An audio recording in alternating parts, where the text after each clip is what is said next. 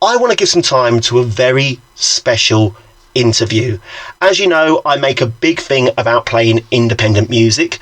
You might recognise these two guests. They were our unsung hero of the week a few months back. They were also last week's album of the week.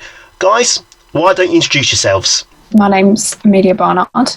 I'm 24 and I have been performing in some sort of capacity since I was 6, but I've been making music, i.e. writing it, since I was 12. And I'm Reece Skane, I'm 26. I'm a drummer and I have been playing for, well, it seems like an eternity, but I've been playing for about 11 years. What an amazing amount of experience you guys have. So at what point did you guys decide, okay, we're producing music independently, let's do that together, let's become a duo? We met, I believe it was at a concert last year for a friend of mine, Darren, who I went to school with, and then you were playing there at that gig, and then I joined Darren on stage, and then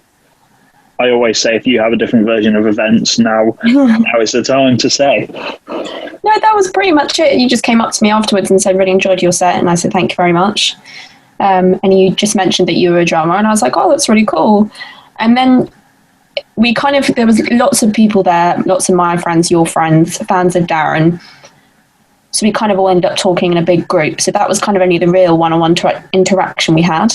And then I think you messaged me probably like it was a long time after your accident, wasn't it? Because when you hurt your arm, because it was not long after that gig. So I think it was like 6 months after that gig you messaged me. Yeah, it must have been. Yeah. Of course, the accident. Very briefly for the listeners at home, Reece actually had an accident during his daytime temp job, and it was quite serious, and at one point they looked like they were going to have to take his arm on, or at the very least he wouldn't be able to drum ever again. And I have to say, Reece, you are an inspiration for getting back on that horse and proving the medical world wrong. It's, you know, I have a great amount of respect for doctors and nurses, but it's just proof that sometimes they can get stuff wrong, and the only limitations that we have are the ones we place in our own way. So fair play to you, mate, for cracking on. Also, I love the fact that you both have this collective of friends who are in the music industry, and the fact that you share and help each other, again, very inspirational. So talking of inspiration, who are your main inspirations? Where do I start? Favourite band, Electrolyte Orchestra, Mr. Blue Sky. Queen, Freddie Mercury is the reason why I became a musician. Best musician of all time, best vocalist of all time. But even bands like Duran Duran and Slade, and even modern day, take that, and obviously McFly, of course, are huge. Well, I say my inspirations are Carole King, Taylor Swift, I'd say, and I've had a couple of comments say that the songs I write are a bit like Taylor Swift. In terms of like not influencing my music or inspiring my genre of music or our genre of music, I would say Aretha Franklin's like a pretty strong, sassy, independent woman who doesn't take any BS from anybody. Like, I read somewhere once that she had a tendency she did get ripped off by her manager and promoters and stuff, ripped off out of loads of money.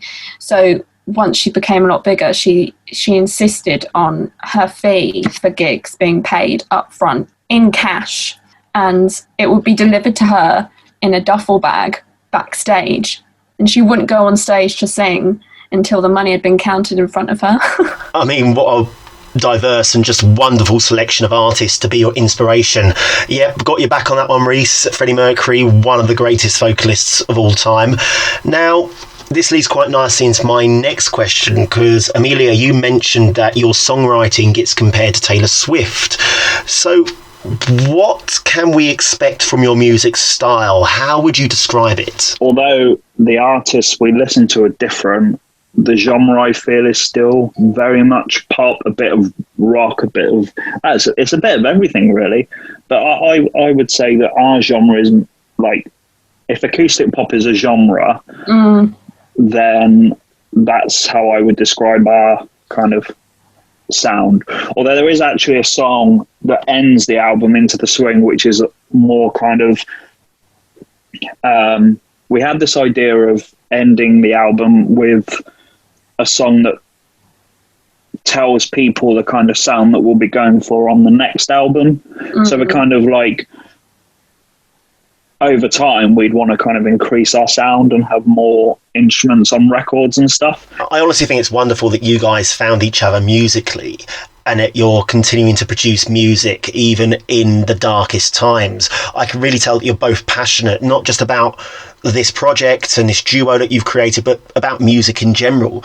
So what was it like creating music during the lockdown? It's been challenging, but like in a good way, because it just means that we've had to adapt. But I think it's just made us more passionate to create like a decent, good product, if that makes sense. Definitely. Because we haven't had the luxury of being able to be together in the same room to record or hire out as a studio for a day. I love the fact you guys are still creating, and I give major respect to all artists that continue to produce stuff even when everything is set against them. So honestly, bravo for that. Now, the most important question is, what can we expect from you in the future? What future projects are on the horizon? We want to do some live shows, and we want to do more music, but at the same time we're still trying to focus on the now in terms of getting the album out and promoting it and that sort of thing. But obviously, like, you always have one eye on the future. I think that's how you carve yourself a successful career, is by making plans and advances, but then also understanding that plans may change and things might crop up that mean that things can't happen and you have to adapt, which is obviously what we had to do making music during lockdown, is we had to adapt. So I think we've proven that we can adapt before because of the whole creating process. So I think if plans do change, I'm sure we'll find a way to adapt. So yeah, it's a massive question mark at the moment, like I think most of the music industry is functioning at the moment, but cross fingers that we'll get to do some shows. It's really exciting to think about how much more we can develop the sound in the next few years. So yeah, there will definitely, the one constant thing is there will definitely be more music on the way anyway, regardless of what happens, because like you said, we've shown we can do one, so there's no reason why we can't do another record. But obviously the question mark is with the tour for this one. But for the moment, album is out. What day are we? Thursday. So the album drops in 11 days time. And then, yes, exciting. Yes, guys, you have got to come back on this show if the tour does go ahead in the future. And everyone, make sure you get that album the 30th of November.